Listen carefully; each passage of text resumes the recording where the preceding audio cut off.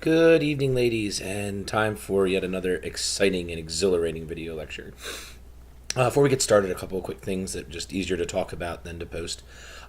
First, philosophy paper drafts should be back to you tonight. I'm going to finish working on those after I get done doing this and get that information back to you. For some reason, my Towson email is down tonight, so I will probably end up posting my comments directly into the turn-in box on Blackboard. So I'll let you know what that ends up looking like. So go to the course. I'll let you know how that turns out. Module 6 is going to start on Sunday, and I will officially be on an airplane flying overseas. So I'm going to have everything go up a little earlier just to kind of get things set up this week. The Module 6 is built around literature circles, and you guys are going to explore what a literature circle is, and you're going to actually participate in a literature circle over the next 2 weeks while I'm gone, getting that information in together. The one thing I need to know is if there's any preference on the books. There are 3 books for Module 6, The Boy in the Striped Pajamas, Milkweed, and The Book Thief. So if you have any preferences on that, if you could just let me know, either through email or posting them in the Go to the Class as I sit down to build the groups for the literature circles. There will be a video lecture to talk about literature circles and what I expect over those 2 weeks. And I'll still be around on the boards over those 2 weeks, but just not as often, being that we're going to be traveling through Europe during that time. So I just want to give you a heads up on that and make sure that we're okay and understand what's going on there. Finally, feedback and grade update. I sat down to do a grade update for everyone tonight, and as I said, the email wasn't working, so I didn't send them out that way. As soon as that gets up and running, I'll be able to send it. But for most people, you're doing a great job. A couple people have not posted their reflection journals for this week. So if you get a chance and you haven't put those up yet, I'll still take them for their point up until the end of the week, just to make sure you guys have that taken care of. All right, without any further ado, here we go.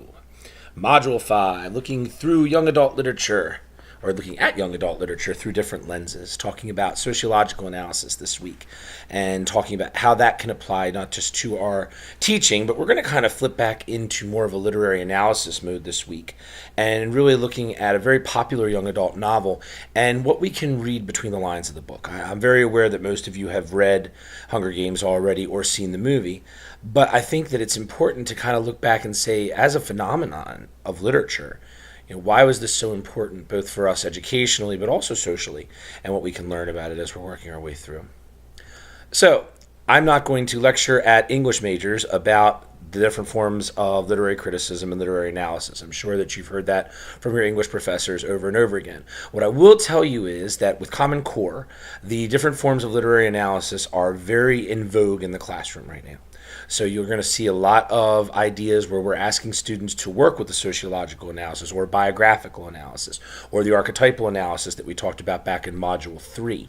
But that's a way that we're asking kids to analyze literature and to look at literature. And the way I always tell my students is that the title of this unit, kind of looking through a different lens. What are we able to see about a book when we look through a different lens, when we're looking for something different, when we're trying to process things in a different way? A lot of times that we can look at literature and try to find out different things from it. The puzzle can be put together in different ways. For this case, we're talking, the question of what can a book then tell us about its readers? The idea here is that there's a reciprocal relationship. The idea that the book itself does not exist in a vacuum. The idea that a book has to represent the society in which it was written, the age in which it was written, the social class that the author came from, the experiences that the author had, and that is a sociological understanding. The idea that the book then is coming from that point. So then the trends, the politics, the social climate, they're all reflected either intentionally or unintentionally. Now, there are some critics that will argue this is, not going to be the most practical way of looking at literature, and that a book should stand under its own umbrella, so to speak, that we should analyze the literature as its own piece. But there are a lot of critics that would turn around and say that the book is an excellent way to really do that sociological analysis. What was going on when this book was written? What were the fears of the people who read it? What were the hopes, the dreams? What's going on in the political climate? We've talked a lot on the message boards, kind of unintentionally, about 9/11, and the shift that happened in young adult literature was huge. You can see changes in themes, changes in tone, changes in the ideas that are being put up. Young adult literature becomes a much darker and scarier place, as did the world, after those days. And that's a sociological thing that we can see. One of the best arguments that I've ever read about sociological analysis in young adult literature actually goes back to Rowling and goes back to Harry Potter. And you can look at the evolution of those books and what they tell us about the political climate. You know, a lot of people could argue it's just the evolution of the storyline, but as Rowling is writing, the world is literally changing underneath of her feet. We go from the first Harry Potter book being released in the mid-90s, which, you know, for all of its imperfections was still a wonderful time. It was a time of peace. It was a time of great ingenuity, great new inventions, and the rise of the internet and the rise of technology. And that book kind of reflects, the first book really reflects that whimsical kind of over-the-top sense of wonder that we were all feeling in the 90s, especially kids who were going to school at that point. By the time you get later on into the series, and I don't want to spoil for anybody, but we do see some much darker themes. As a teacher, you'll come to very much appreciate Dolores Umbridge in the Order of the Phoenix and what happened there with the concepts behind educational reform. But before I just blather on about J.K. Rowling all night long, let's go back to Suzanne Collins and the Hunger Games. Let's talk a little bit about what this module is going to look like for you guys.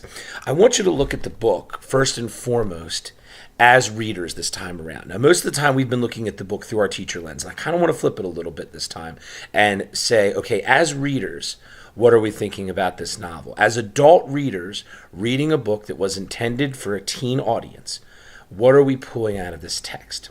The second level of our analysis will be as kind of a sociologist. What can we figure out about society from the text itself? What can we figure out from the implications, or excuse me, what implications does the text have for us as we study the society in which it was written? My one worry is that we may be a little close still to the writing of this book to have an objective lens on it. So I'm going to have to ask you to continue to think about that as well, as, you know, we are still part of the society that wrote and has been very much entertained by this series of books.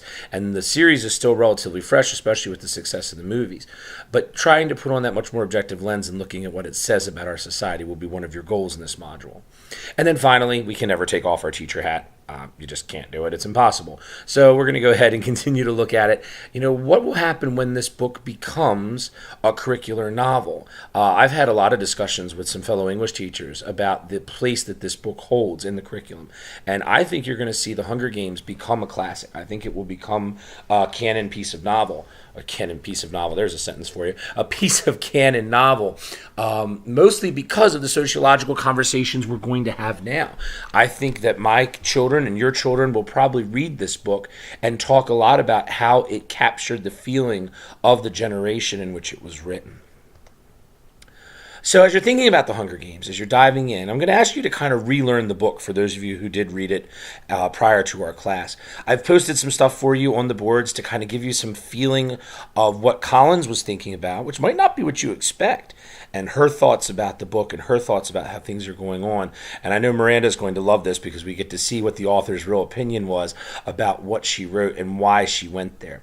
A couple of things that I kind of pulled out as my key points in my own understanding as I was kind of working my way through to building the module. You know, this book is written in the early 2000s.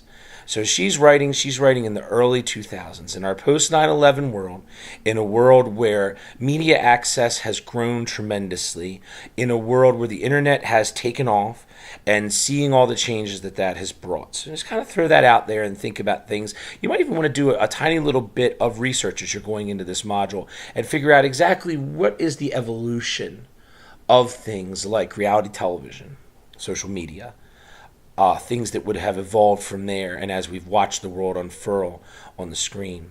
Collins's motivations come from the video, and I'm not going to sub that. I'll let you guys kind of watch that video and hear from her. There's also a written interview that is quite good from Scholastic that I posted up there in the content page for you. And she is an American novelist. We cannot separate the nationality and the place where she is writing from this book. So think about that as we're moving forward. So another question I want to throw out there to you guys during this module is the question of if you aren't teaching a book, and why is our understanding of young adult literature so important? So far, we've really looked at books that are either already in curriculum across the country or are reflected in curricular choices. The Hunger Games currently, to my knowledge, is not a curricular novel anywhere in Maryland. And that opens the question then, what do you do when a book becomes popular as an English teacher? I would throw my piece of advice is if you find your kids are reading something, you should be on top of it. For the basic level that you can use it as an example as you're teaching literary elements or teaching whatever you're trying to come together and you have that connection with the kids. But also it enables you to really learn a lot about your students. The sociological ideas that we're talking here can work almost as a tool for you to learn about what are your kids thinking? What are they worried about? What are they feeling about things? Why are these books connecting to them? And right now, for the majority of you, you're all very, very close to your students. You're going to think about, if you're teaching seniors, the age between you and them is going to be incredibly small. Even if you're teaching middle schoolers, you're still technically within about 10 or 11 years of your students as you first come out of college. But as you get older, like me, it's very important to stay connected with what the kids are thinking, reading, feeling, and understanding. And the literature's great. When the kids first turned me on to John Green, it was really a moment where I got to take a good look inside what adolescence has changed into in the last 10 or 15 years. And it was a very interesting window into the lives the kids are living outside of school. The Hunger Games is a good window as well, mostly about fear and about the worries that our kids have.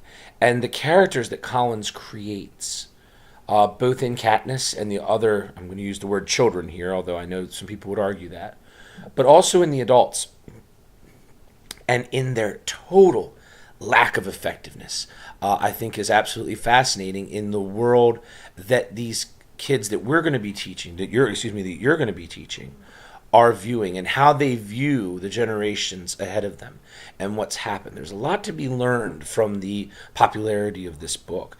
Also a lot to be learned from the popularity of this book in relationships and how relationships are being built for our young people. I told you I suffered through the entire Twilight series just basically so I could tell my female students that Bella Swan was not a hero they should aspire towards. So just something else to think about there as moving forward. The connection I made as I was kind of putting this together, I don't know how many of you have read Anne Rice, but that idea that you have to be ushered into a new generation kind of was what I was stuck on as a teacher. And as the years go on, it will be important for you to usher yourself into that new generation and to learn what they're thinking and what they're feeling and what the voices of that generation are as well.